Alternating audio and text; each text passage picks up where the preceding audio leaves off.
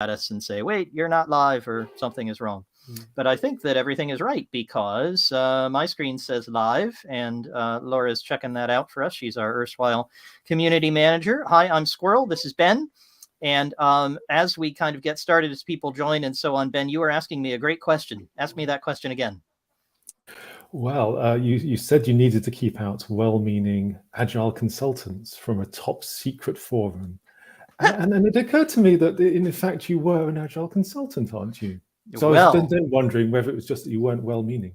Well, I'm certainly well-meaning, but I am definitely not an Agile coach. So there are lots of things I am, and I have great respect for all my Agile coach friends. It's not that I want to keep them out. It's just that for the Squirrel Squadron, we have a community of folks who get together in all kinds of ways. One part of it is reserved for people who are leading organizations, and Agile coaches, very well-meaning, though all of my good Agile coach friends are not leading organizations typically. So the goal is to talk to people who are CTOs, CEOs, folks like that. But this is the live stream, so this means everybody can join. And I see a bunch of people already coming in. Welcome, welcome to the Squirrel Squadron. This is my guest, Ben. I'll introduce him properly in a moment. And he just asked me a nice prompting question. He said, are you an Agile coach? And the answer is, I coach a lot of people, and a lot of them use Agile, but I am not a dogmatist. I am not a person who says use this Agile method. And we're going to say a lot more about that, Ben, because at your company, where we're going to talk about the amazing culture you created, I'm curious, don't answer this yet, but how many Agile techniques did you use? I have the feeling not too many. So, or at least not as you read them in books.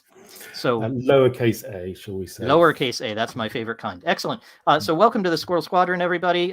Seeing people streaming in. Laura hasn't waved at me, so I assume that we're all good, and we're live on all the platforms. So first of all, hello to anyone who's watching this on a recording, because this is available later. If you do need to leave at some point, feel free to come back. You can watch it on the same link as you're on now.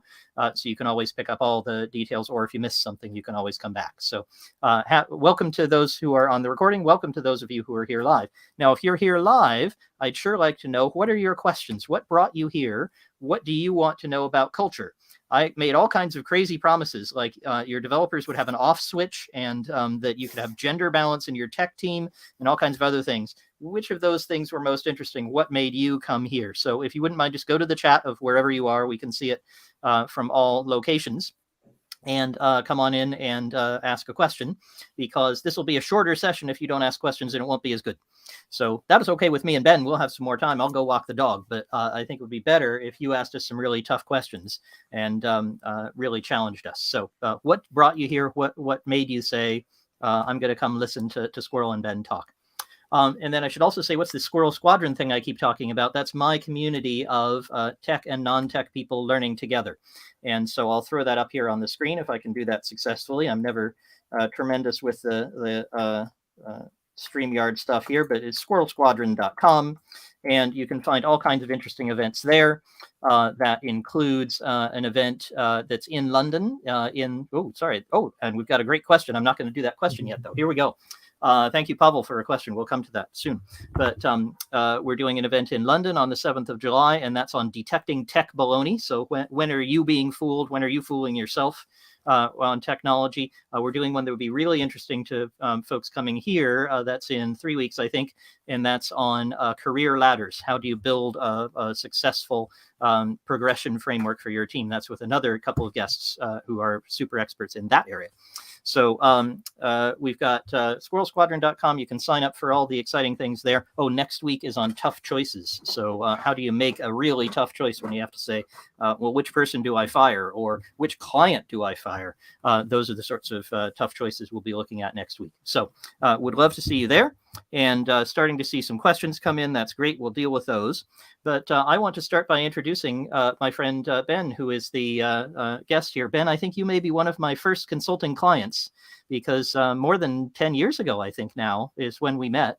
And you were just getting Haplo started, and you came and got some advice from me. And I was so impressed by your questions. They were so good that we kept in touch for all that time till now. See, as I remember it, though, you were offering free lunches for tech founders on your company's expense account. I was. It was great. We were a bootstrap company, so we didn't have any money. So yes. I hadn't had a good dinner out for years. Wonderful. So that was the attraction. Excellent. Well, I'm glad that my lunch was successful, both in feeding you and in But as a giving us bonus, lots but as a to bonus, discuss. of course. Well, it was great, and it was good practice for me, and I learned so much from you. Can you just tell the brief story of Haplo? So what was happening 10 years or more ago? What's been happening recently? And then we'll get into the culture and all the amazing stuff you did, but just give us the framework. What did Haplo do? What does it do now? Tell us more about the history. I think we started in about 2006. And this was me working with my co-founder, who's a chartered librarian. And we wanted to build something that any organization could manage their information successfully, sort of as a byproduct of getting their work done. Unfortunately, that is a terrible, terrible, terrible business idea. And unfortunately, people aren't ready to pay for it as you described it. Yeah. And that was the reason that, in all seriousness, that I gratefully accepted your offer of the lunch, because we'd had success across a whole wide range of industries, and sort of slightly dabbling towards finance, which was where you were working, and we're trying to find our niche. And we quickly eliminated that niche as anything we should go near. So that finance was not going to pay for something defined as you had. Yep. Yeah. So that's an awful lot of time. But we kept on and on. We did all sorts of things. We did everything from solar panel installers to innovative private health practices on Harley Street, English language schools, insurance, tax, a huge amount of really weird and wonderful stuff that all had in common is that you needed to manage this massive information. Our break actually came several years later when we got introduced to universities, and we discovered there were some big problems there, but that the technology that we'd been creating was accidentally perfect for solving them. And it's at that point that the whole company took off. And sort of skip forward a few years, we're selling a suite of products to manage all research activities in universities, from running a PhD program, all the admin around that, right up to publishing the outputs of research on the web, with sort of ethics and funding, all sorts of things along the way. So it's just sort of one-stop shop, but it was incredibly customizable, so it would do exactly what the institution did. And what's great is that universities produce, their research departments, their mission in life is to produce huge amounts of data and huge amounts of information and then publish it to the world. So that you're right, that is a perfect fit. Yeah, with complicated permission rules and all sorts of workflows and everything. It just fitted it so perfectly. This all rather got out of hand, that we accidentally expanded overseas. So sort of as the pandemic started, I was starting work at 5 a.m. Yeah, you had Australian clients, didn't you? Yeah, 5 a.m. in the morning, first meeting, last meeting at 2,300 hours. It was not a great life. While the world was, well, chaos ensued outside. But an American company came along who's about 10 times the size of us and said, we're expanding overseas, would you like to be acquired? And that seemed a very good plan. Fantastic. So at the end of 2020, we were acquired. I think we approved our thesis that setting out to build a company in a decent way was actually really good for everyone. And valuable to others. So someone was willing to pay you a very substantial sum of money for what you had built. Yes, I think we started a values-led company, that it was really in reaction to the startup culture at that time, which was all sort of bluster and hustle and investors and money and pitches and excitement. Yeah, did you ever take any VC investment? I can't remember. None at all. None. No. Wow. No, okay, so you got to keep it. That's even better. Yeah, well, when you own 100% of the company, you don't have to sell for that much to get a much better outcome for you personally, as you would if you had taken this investment along the way. But and just as importantly, yes, this is your point. You're about to say this, weren't you? That along the way you can do things your way. So if you value other people and things, you can do it your way, and it's better for your colleagues, your customers, your communities, and eventually the founders. But bootstrapping, but not taking investment, having the freedom is amazing.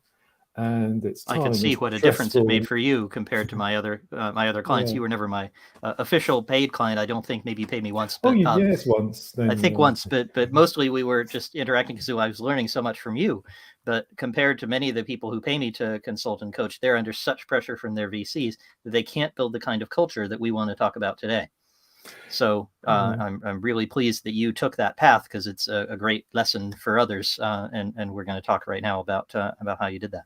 Yes, part of the point here was to be an exemplar workplace, of being able to get some ideas, make them work, show that it's worth it, so people will. I mean, no one's going to copy it wholesale, and I don't think it wouldn't work wholesale. It wouldn't work, but, no. But there are tons of great ideas there that others aren't following. You're really a different drummer here. So tell us about what this culture was like, because I remember walking in, having met you, and then getting to know the team and their process and so on. And I said, my God, this is just completely different from what I see elsewhere. For example, although you were working crazy hours in order to keep up with all the clients, your engineers were working at reasonable hours. And in fact, I remember it just being so noticeable, such a huge cultural signal.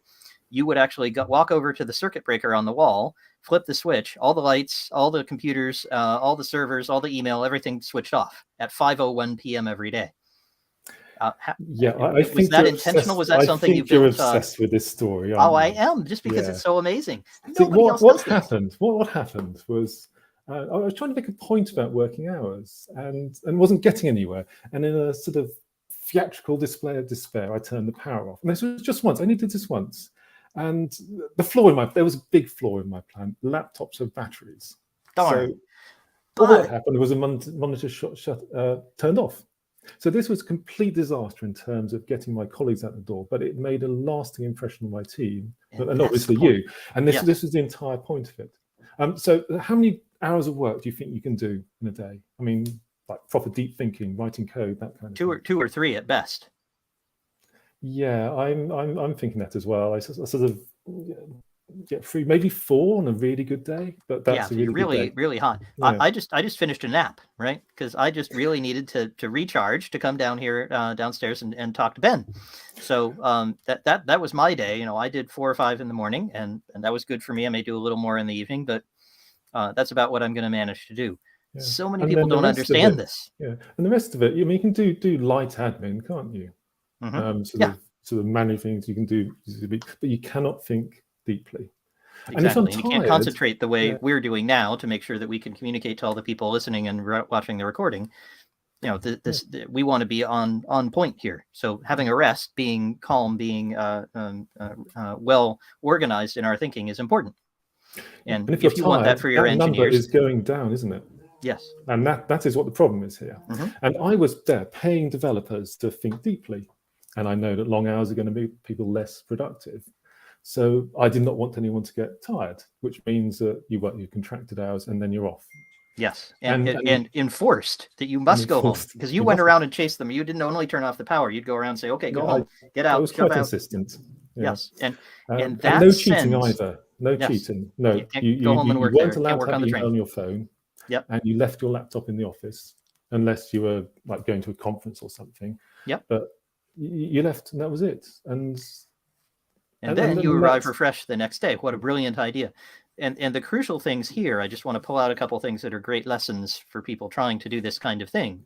Is the first thing is there's really clear and really consistent and frequently iterated message about what the culture is. What are the expectations? What are the behaviors? Because that's the crucial thing. How are people supposed to behave that's maybe different from the norm someplace else, but certainly is enforced within the group? And switching off the power is one, shepherding people out the door is another, turning off the email is a third. When you get all those messages together, you get something across. Now, folks listening and watching may or may not want to achieve this particular cultural outcome. I'm okay with that. But the levers, the methods Ben's using, and listen to this as we keep going through more of these. There's a very clear thesis that Ben has. He has a philosophy about how many hours you can work in a day, and he wants to get that across. And he has very clear behaviors that he's reinforcing with the team. He's saying, this is what I expect you to do. Here's how I'm showing you that that's what I expect. And if you're not doing that, maybe this isn't the right company for you. Ben, did anyone say, hey, wait, I want to work in the evening. This isn't right. I quit? We made it very clear in the recruitment process what you're getting into. Got it. So we said that you were expected to choose a train that would get you in about 9 a.m. I mean, it's late, who cares? And then you go home on time. So this is two things. This is the working hours, but also our team were fairly early on in their career, so we wanted everyone roughly in the office at the same time. So you could get collaboration and cooperation and learning. Yeah. So that's another advantage. They're not all working at 3 a.m. off disconnected from each other. Yeah, but your point about reinforcing behaviors and reinforcing messages, I think this can, these amusing incidents and humor can do this. So I have a favorite joke. So tell us. There are 2 hard problems in computer science: cache invalidation, naming things, and off by 1 errors. Now think about that one for a minute. If you didn't get it, put a comment in and we'll explain the joke. But that is an excellent joke. But my point was, I wanted people to think about how they named things in their code. That I wanted people to write code that was sort of almost literate, that it was obvious. And by thinking about what you're naming things really forces you to think about the design. So again, it's about these repeated messages. I would tell the joke over and over and over again. Oh, wait, Ben's going to tell the joke again. Oh, here we go. I'm not going to tell the joke again. No, not that you would. But I mean that people in the office would say that, I suspect, is they would say, oh, there goes Ben with his joke. But I'm pretty sure it improved code quality. Oh, I'm sure it did. And this is a crucial thing. So this is a technique that Ben's using here. I can't remember if we ever talked about it, Ben, but you're using it brilliantly. I call it the broken record technique. Broken record, a lot of people won't remember what records are. There's these flat things that go around and you can play music with them. They're not CDs. They have like little grooves in them. You might have seen them in old movies. Some of you are old enough to have remembered them. I remember my parents having them. But one key thing about them is if they go around, they have a scratch on them. They'll go the same thing, the same thing, the same thing. It'll just go around and play the same message. So you have to be a broken record, just like Ben telling the same joke. And the key thing, the way you know that somebody that you've got your message across, you've said it enough, and then you can keep repeating it to new people, but you've kind of got where you need to go, is when people say, Ben, don't tell the joke again. Squirrel, don't say that thing about the broken record. We've heard the broken record. We don't know. We know you're going to say broken record. We know we're going to do that. Because then they've built a little mental model of Ben or Squirrel or whoever in their brains. And that's what you want, is you kind of, when you're not there, you want them to be saying, what would Ben say? I bet he'd say we should think about naming this. Yeah, okay, well, let's spend some more time on the names. Great. And Ben, you said that one of the things that you did also was to bring in people who are early in their careers. A consistent piece of advice for me, this is why I said on Twitter, I think that these were heresies, because this is not the advice I give people. When people are building their teams, I say, now, until you're like 50 people, don't hire juniors, because it's just going to be such a huge time suck to train them, and it can be very, very difficult. But you didn't do that. You didn't follow my advice. How did that work out? What did you do to make that work? Well, I didn't use the word junior developer for a start. Okay, excellent. Yeah. Keep going.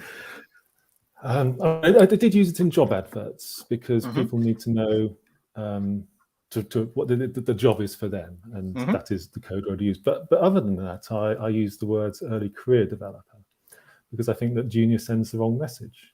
Early career developers are amazing. They know lots of things. It's just they don't have experience. And experience is something that guides people to make decisions that are more likely to be correct. So if you want to work with early career developers, you just got to find a way of giving them the same superpower that sort of 10 years of experience would give you. I think one of our motivations for starting people early in their career was that they were, that we had no money. They're cheap. You had a pretty strong motive for using someone early in their career, and you had a strong motive for figuring out how to make them productive. Yeah. What did you do? How did you give them superpowers? Well, you think about the knowledge and experience of the team as a whole rather than the individual. So you're trying to harness that collective experience. So the superpower now is not the individual's experience, it's everyone's experience combined. So you've got to do some things. You've got to organize your company around it. And that's why I think your advice of don't scale up by hiring early career developers is absolutely right. If you don't have the environment, if a company's not designed for it, it is going to go horribly wrong. And what was your design specifically? How did you make these early career folks use their collective knowledge? Right. So it's all about a supportive workplace culture. So, I mean, the primary thing is you are expected to ask questions and you're expected to answer them. You've got checks and balances in lightweight processes to catch and correct the inevitable mistakes before they hit production. What's an example of one of those? What did you have in place to check? Mainly a code review process. Which gradually got better and better. That we'd find we had a problem, we react to it by adding just a checkbox, say, have you checked this? And if you hadn't, then you'd have to explain why. All very informed, but these are little reminders. We also expanded that to, instead of we had a design review as well. So we wrote something up early in the process. Yep.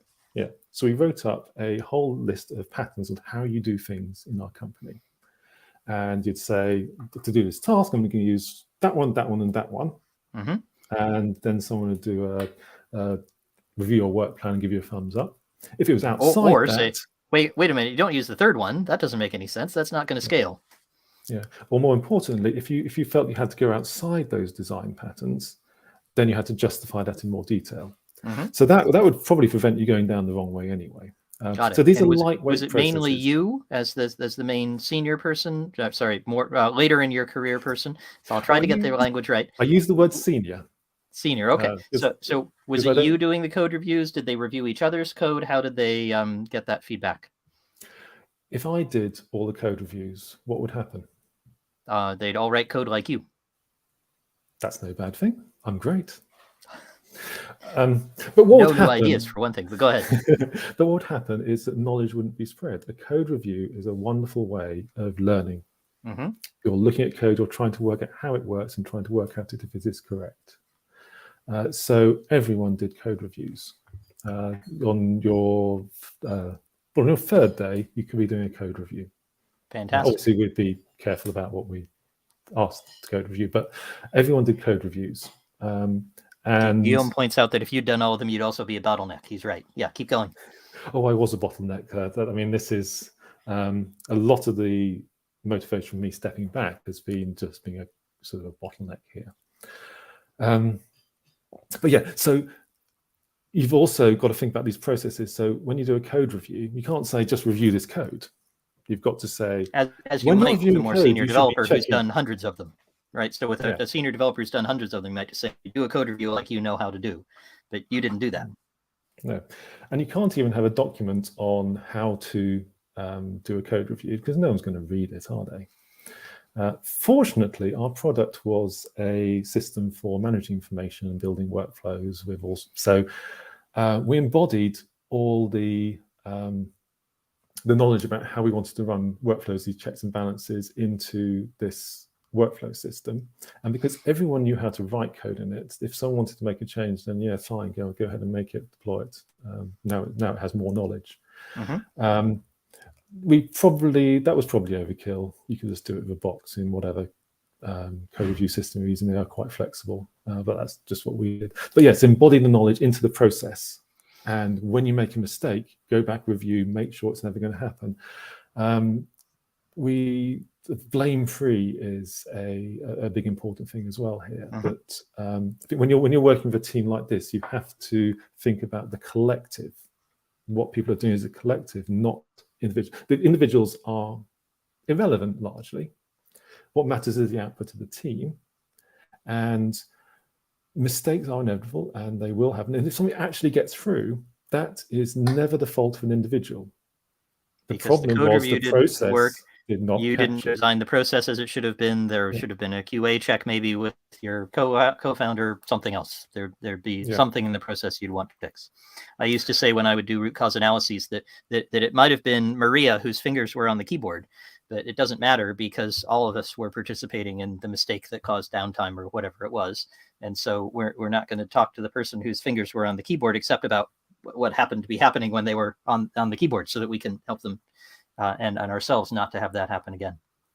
Yeah, and it also gives you the psychological safety to be able to not worry about your work to be able to get on, which again is important about learning, that if you're afraid of making mistakes, I mean, if you've seen that the reaction to a mistake is, yeah, whatever, let's fix the process, then you're going to be okay, really pushing yourself.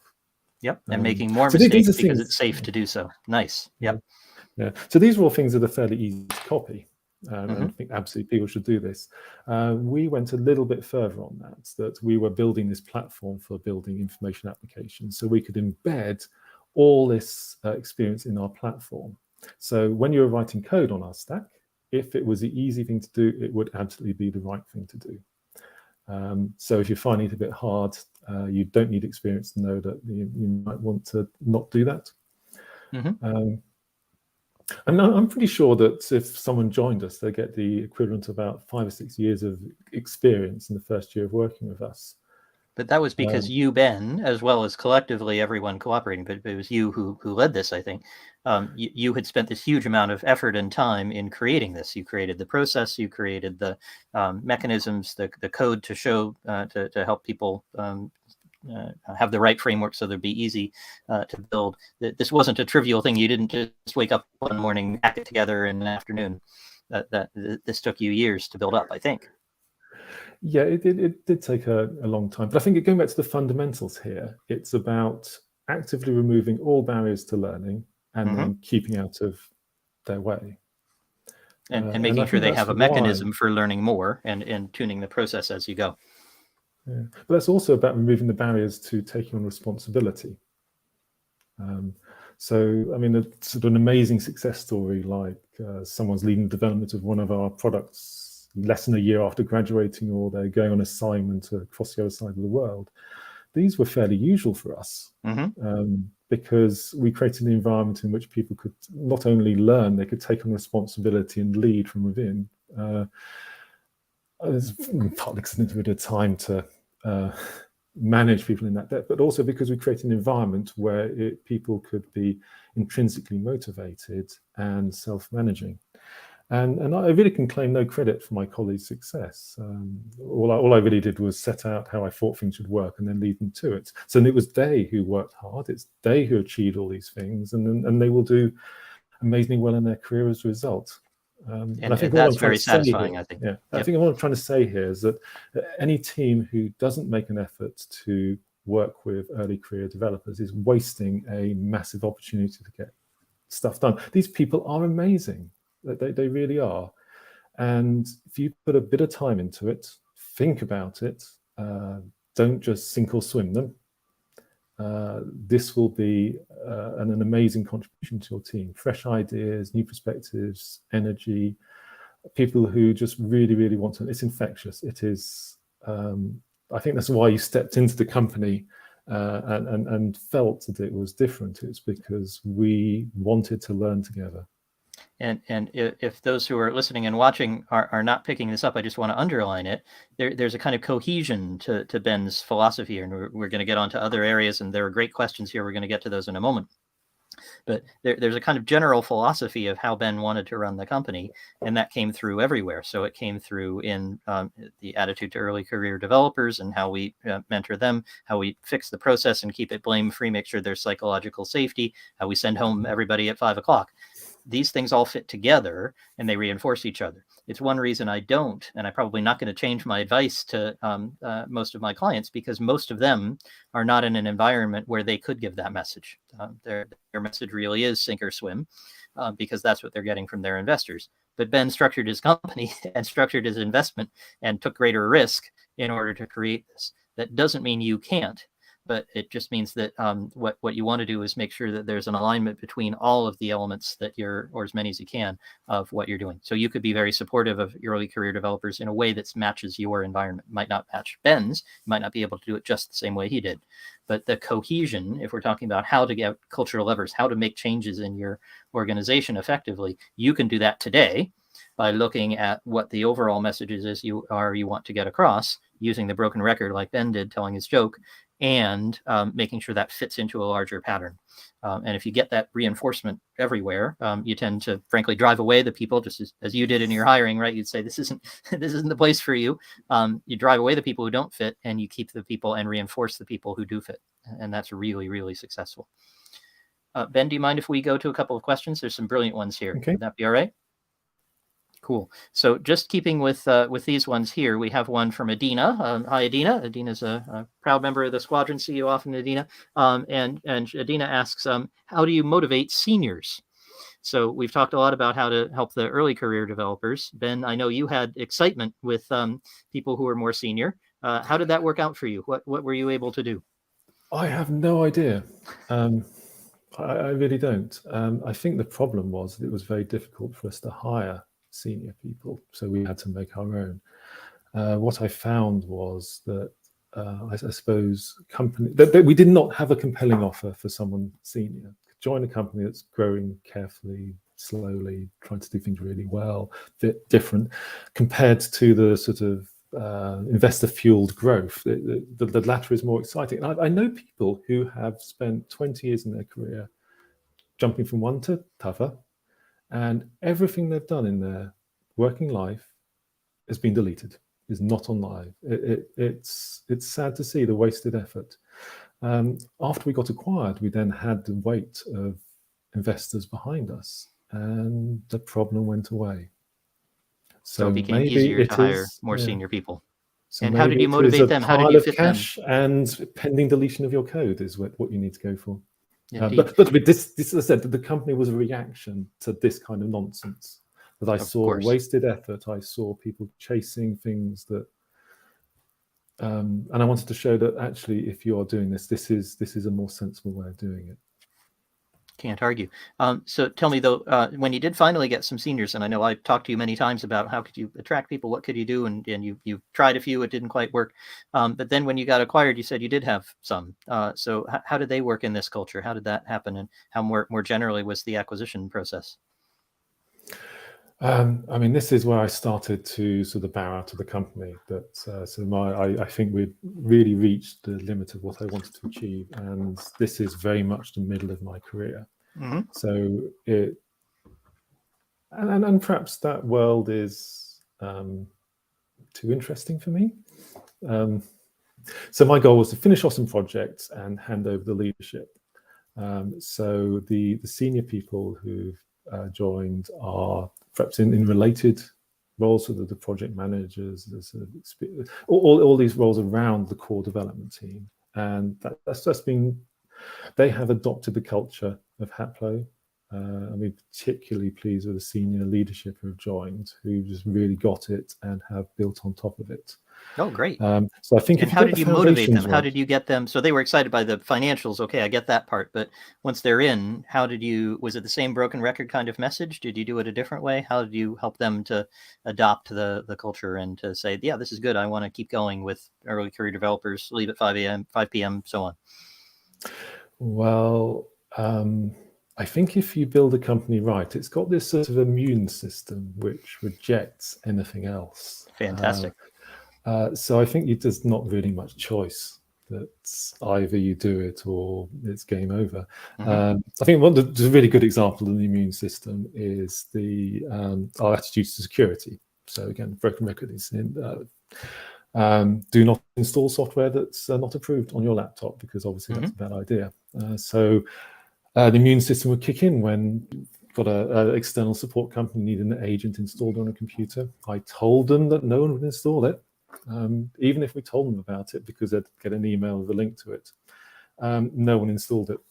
It was quite a struggle. The similar sort of thing happens about the sort of workplace culture. If you've embedded it so deeply into the way you work, it's very hard to turn a ship around. If you have, in this case, you don't want to turn it around. You want to keep going the same direction. Got it. And it kind of works. Mm-hmm. We build lovely things. People love our work. Why would you want to change it? Fantastic. So maybe an answer to Adina's question is only a partial answer, is build a culture that's really attractive and really exciting and with a great immune system. Bring in people who can get on with that. And why would they want to change it? So I think there's lots more we could say. Adina, ask more if you'd like to know, but let me see if we can help with any other questions. We had some great ones at the beginning, and I just got going with you, so let's see if we can deal with those. So we've got Pavel, who says, what is a team? If you have 2 to 3 devs, but they work separately on a topic each, is it still a team? So Ben, did you have that situation? How did you structure it? It was relatively small, right? So I'm not sure if you had separate teams or anything like that. How did it work for you? Thanks, Pavel, for the question. Go ahead. We had a very flat structure, but remember we had a number of products built on top of a common platform. So what happened was it tended to loosely form a team around a particular product, so people would work on that. My co-author Jeffrey says that a team is a group who have a shared problem. So it sounds like you had loose groups who had shared problems, and they formed ephemeral teams. Yes, so people would tend to focus on, they'll be nominally part of one of the product teams, but the boundaries are deliberately blurred, that the culture of the company, I mean, that you get help from everyone. The technology was shared, so your experience was relevant.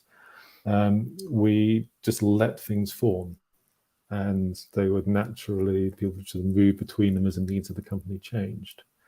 I think what's important here is again about the learning and the shared knowledge, is that could happen. So the company was very agile with a lowercase a, because we could react quickly, because we could pull people across teams so quickly.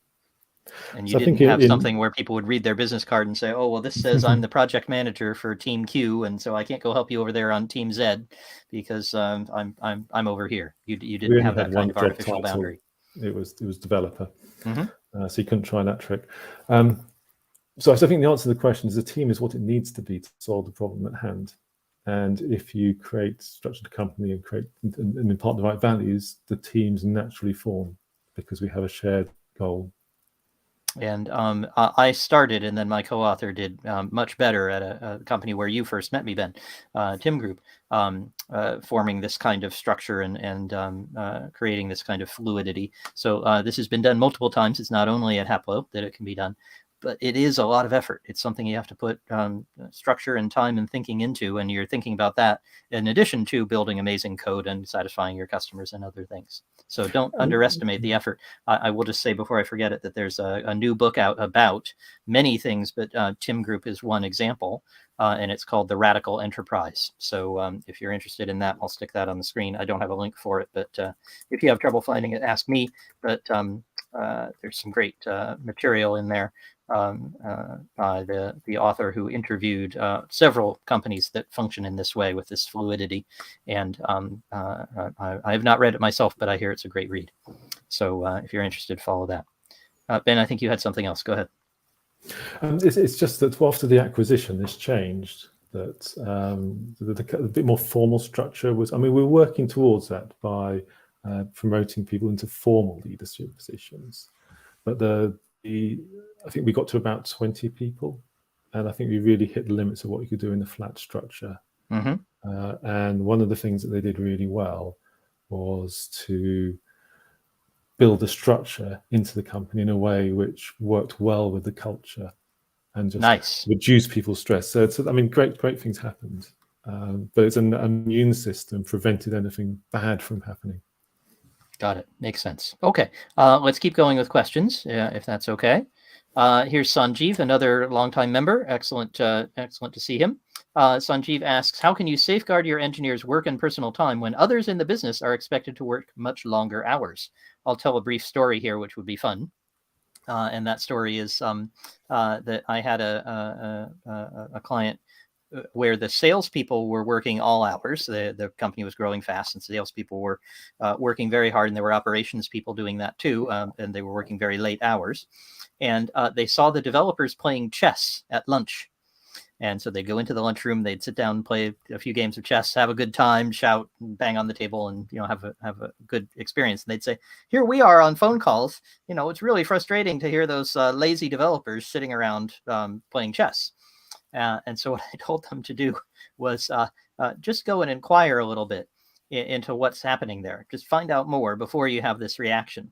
And they went in and they said, actually, we found out a lot that was really useful. These developers were getting some relaxation time so they could think better. And in fact, they were producing very well and very intensely at other times of the day. So we found that there was not wasted time playing chess. It was beneficial. And so that problem went away once they did a little bit of investigation, understood what was happening. Ben, I don't know that you had, well, you were certainly working all hours as a founder, you were saying. Was there this kind of conflict? Did you get it after the acquisition? How did you see the situation like Sanjeev describes? So while we were running the company, this applied to everyone, that you worked your contracted hours and that was it. The founders are a special case. We had 50% of the company each. I mean, very different. Very different game. Motivation. We were playing a different game to that of our colleagues. Yeah. Did you get any resentment after the acquisition? Was there any difference in how the folks in this way were treated who didn't match the broader culture? So this did go a bit. So I think after the acquisition, there were problems with working hours, and it went a bit wrong for everyone. Not the hard work we did to preserve hours was. But I think what happened was during 2020. I don't know if anyone noticed, but the world went a bit weird. Yes, I did pick that up. Yes. Yeah. And then in 2021, everyone sort of tried to pick up from the fun of the previous year and try and sort out all the things that have been delayed. And this put a huge amount of stress on us, that the people, these external forces. And how on earth do you cope with that? I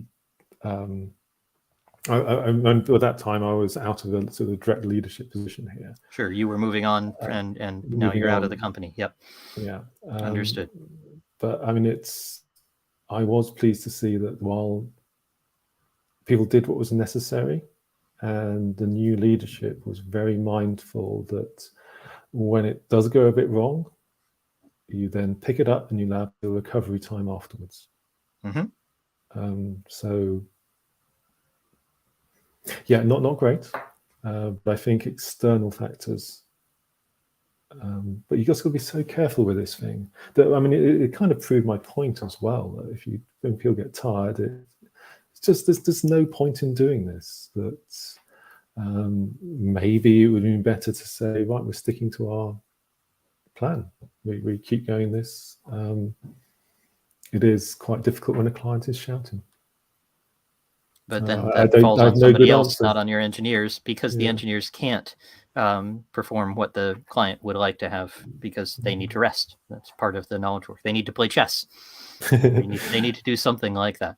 So I don't know if we're answering Sanjeev's question directly. Always happy. Sanjeev, you can ask that on the forum as well. That would be a great place to discuss this further. My brief answer to it would be that there's a leadership challenge there for you, Sanjeev. I know you're an exec in your company, and you would have the opportunity to have the same kind of dialogue I had about the chess games. And to ask people to find out more about what the motivations are, what are the reasons for this behavior, and ask them to be inquisitive rather than defensive.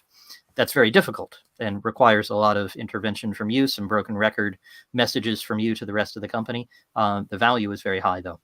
And I'll just note that Sanjeev also asked, how can we avoid meetings? Because developers seem not to like meetings very much. So I'm wondering, how did you avoid a kind of meeting culture at Haplo?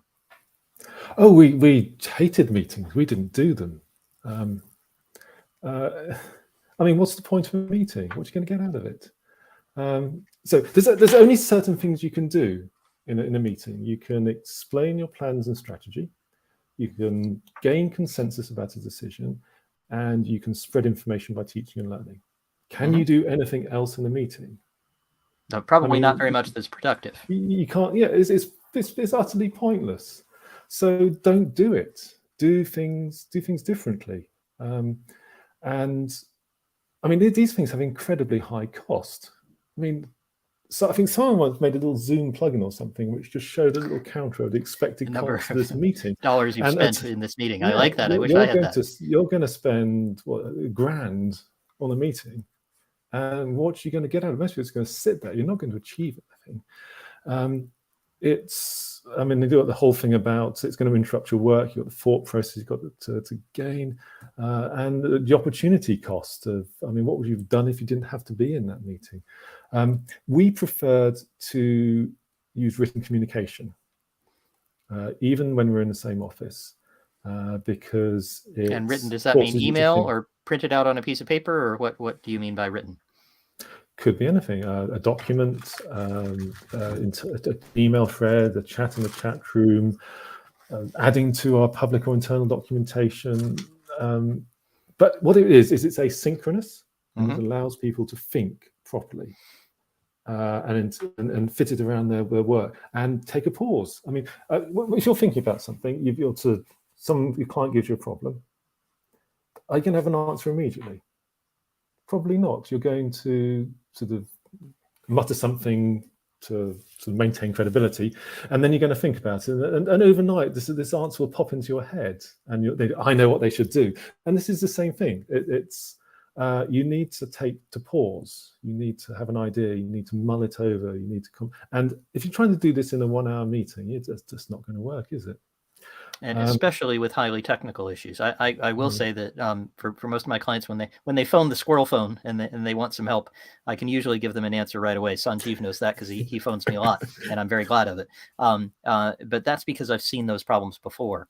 They're really familiar to me, and so I pretty much know what the answers are. When someone asks me a really surprising one that sets me back, then I often do have to say, give me a few minutes on that one. I'll come back to you tomorrow. It's even more true if it's highly technical. Yeah. So this is about experience versus innovative thought. That you can answer all these questions because you have that level of experience. So sort of mundane things you're just going to be able to do. Yeah, they're not mundane for other people, but they haven't done the same kinds of things I have. So that's why I've built up that skill. Yeah. Same way maybe one of the senior developers could answer more quickly. But if you get something new, anybody's going to need more time, and a meeting does not make that very easy to do. How many times have you seen somebody say, let's just all be quiet for 5 minutes and think about that? It doesn't happen in many meetings. And what do developers do all day? They do new things, because if the thing had been done before, you'd just get that code and run it. Exactly. Why are developers in meetings? I mean, you've got to be careful about this, because sometimes you do actually need to talk. And we're very keen that if you were having a problem and it was good, and the chat was difficult, just break out, go into the soundproof meeting room, talk it through again. Meetings were not banned. It was scheduled meetings that were disapproved. Especially recurring ones. If it's every week, then you're going to show up because you show up, not because it's useful. And that someone was asking me this. It might have even been Sanjeev. I can't remember who was asking me recently. How do we avoid the kind of useless meetings that people often have because the Agile book told them to do it? And I said, cancel them. If they need them, they can hold them. Yeah. And then you've got the problem that you're not going to be able to get the most out of people anyway, because people have different personalities and behaviors. It's really, really hard to run a meeting that everyone can contribute to. I mean, especially in a very diverse company like Haplo, it's a lot of effort to have an effective meeting. Just write it down, have a asynchronous written discussion, break out when you need to have consensus, explain yourself, or tell people about it if you need to do that. Fantastic. So really, meetings come at the end of the process, not the beginning. After you've tried other things. Okay, so Ben and I could go on about that for a while. I have a little section in Agile Conversations, me and Jeffrey, on different levels of communication. I think I see it slightly differently from Ben, but I don't want to get too much in that, because Ben, you brought up something I definitely want to make sure we cover. You said a diverse company. Diverse engineers? I mean, we're both white men, and a lot of people, I can't see people on this call, but unfortunately, a lot of people in technology are people who look like us. But you managed not to do that. That was another thing noticeable about Haplo when I walked in. It wasn't all people who looked like me. How did you achieve that? Well, I mean, I never really set out to achieve it. It was just an unexpected side effect of the other things we did. I think what I wanted to do was create equal opportunities for everyone. And that's what was important to me. And I suppose I think I see this as slightly more fundamental in diversity and inclusion. It's not about trying to get people from non-traditional backgrounds in. I mean, I'm a walking stereotype. I've even got the beard. Well, I think it's kind of incumbent on people with the privilege to put the hard work in. So I'm very happy to do that. But it's about this more fundamental. Everyone should have an equal opportunity, equal access to these opportunities.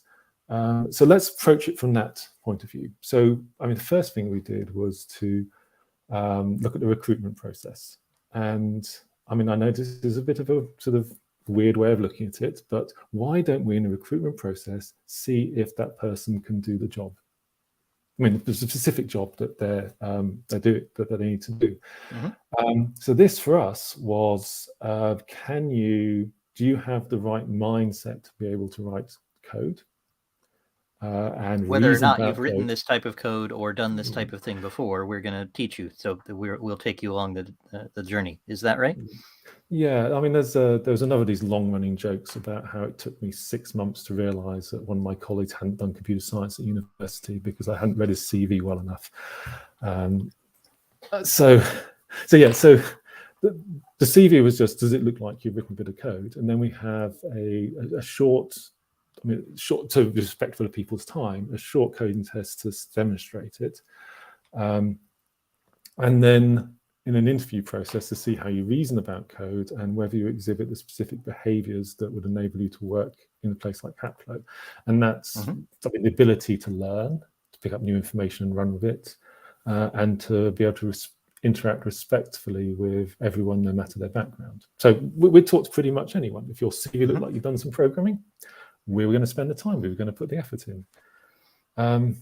And that's again the same kind of cultural message coming through, that this is an environment that's different. This is an environment where we're looking to grow people, and that's a message that then was reinforced all the way through as someone got to know Haplo and started to work there. So this cohesion of the cultural message, I think, is really important. Yes, and it is, again, this is reinforcing it right from the very beginning, the first interaction with a potential colleague.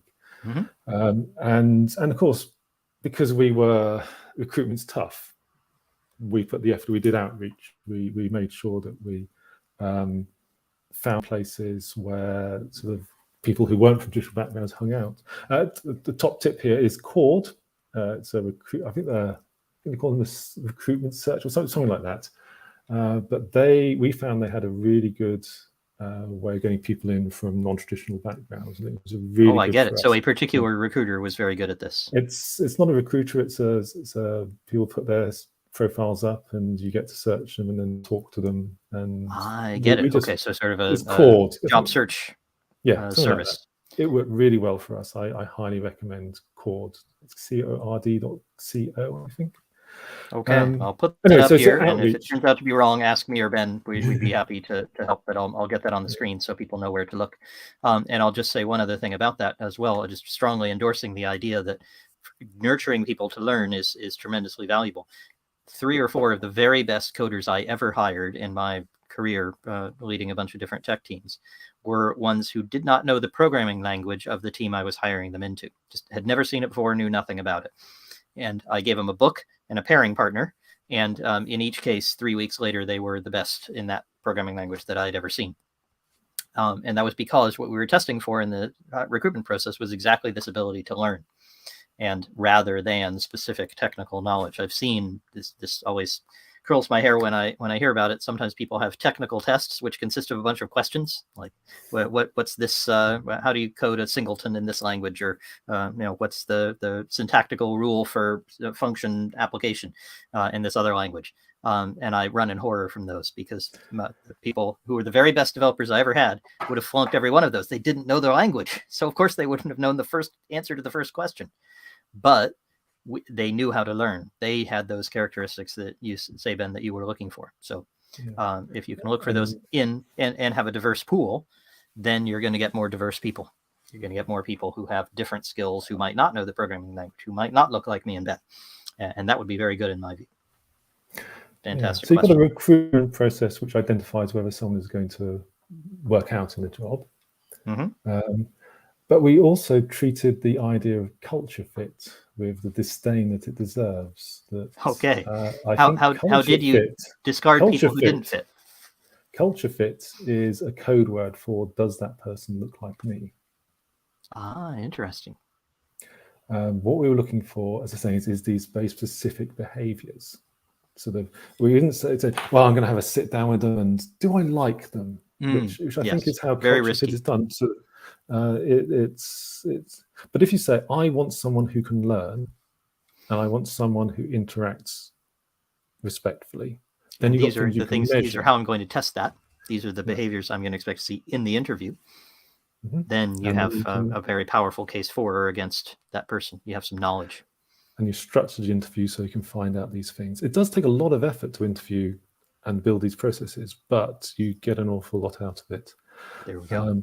Anyway, you asked me about this gender balance specifically, and there came a tipping point in the company when, well, I decided that 75% offer acceptance rate really was not good enough, and I wanted it to be 100%. So, what can I do to give a potential colleague as much information as possible so they know they'll be happy here? So if I think someone is going to work out here, then they will think that too. So there's two things that we did. First of all is that we wrote up a whole load of information about what the company was like. So you knew what it was like because the website was everywhere.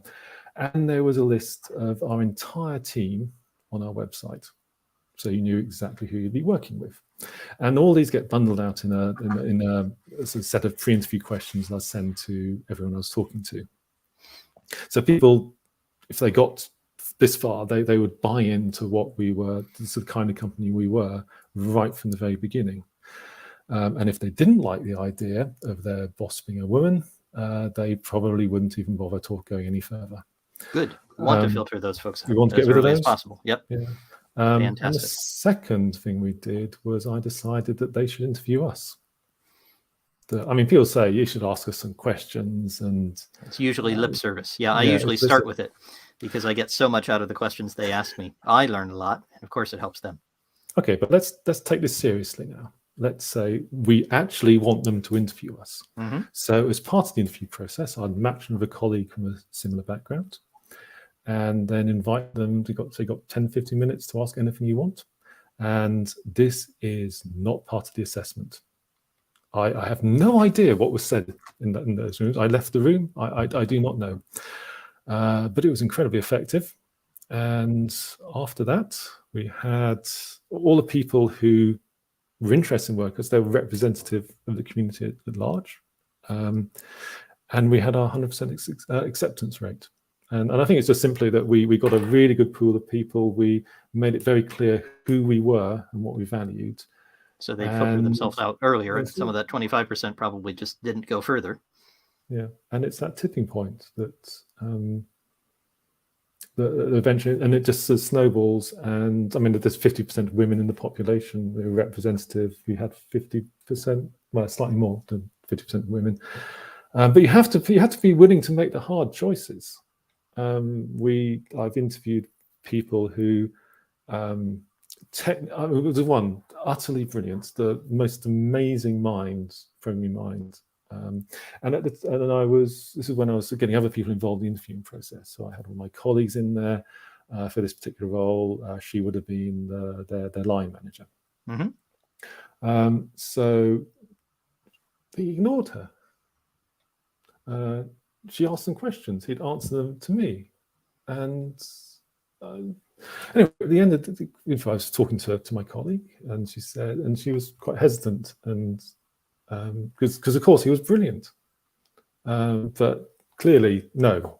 Yeah, this person was not going to be respectful. Was going to look to men to lead things rather than women, and that was not going to work. Yeah. So I mean, if she hadn't said no, I would have said no. But it's being willing to say, I am not going to hire this brilliant person because they will mess up the entire thing here. Fantastic. I want to get in one question before we have to go because it's so good, and there's a couple more that I'm just not getting to. Please ask those on the forum. So those of you who are on the Squirrel Squadron forum, that would be a great place. We'll have a discussion. Invite Ben to come along if he wants to. So we'll have some more discussion for the things we couldn't get to here. But Stefan asks, what would a one-on-one look like without a meeting? So I wonder, Ben, how did you handle one-on-one interaction if I'm a new developer and I want to know how am I going to grow in the company? How am I doing? I have some feedback for you. How did you handle that? So we had quite a formal onboarding process. So, or even if I'm a long-term developer, so it might be not just in the onboarding, but how did you handle personal interaction and growth and management for individuals? Now, this was something that that was, I mean, one of my regrets is not doing one-to-ones as well as I should have done. So career development was quite DIY. And I did say that it's your career, you've got to do it. Any time you want a conversation, I'm there for you. And yes. But it's harder. There's a lot of time pressure. If you try and you want people to manage their own career, manage their own work, they've actually got to do it as well. So my regret is that I didn't do that. And if I had my time again, they would actually be scheduled. So I think that was one of the many mistakes I made. So don't do what I did there. Okay. Actually do the one-to-ones. And really you would do it as a meeting. You wouldn't do it as written async communication. You would do it like we're talking now. Or did I misunderstand? No, I think I would schedule it.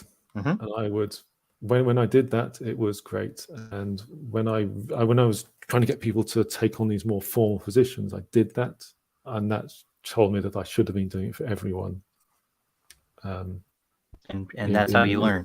But there's something great that people can learn from. And Ben, I'm hoping you can put it in the chat if you've got your chat open there. And that's your retrospective, which goes into tons of detail. And I think also some of these mistakes that you feel you made and things you could have done better. If you can just put that in as a comment, then I can put it on the screen for people to have a look at. Is that easy to do? Oh, I'm completely lost where the chat box is. Oh, don't sweat. Tell me what it is and I'll put it in.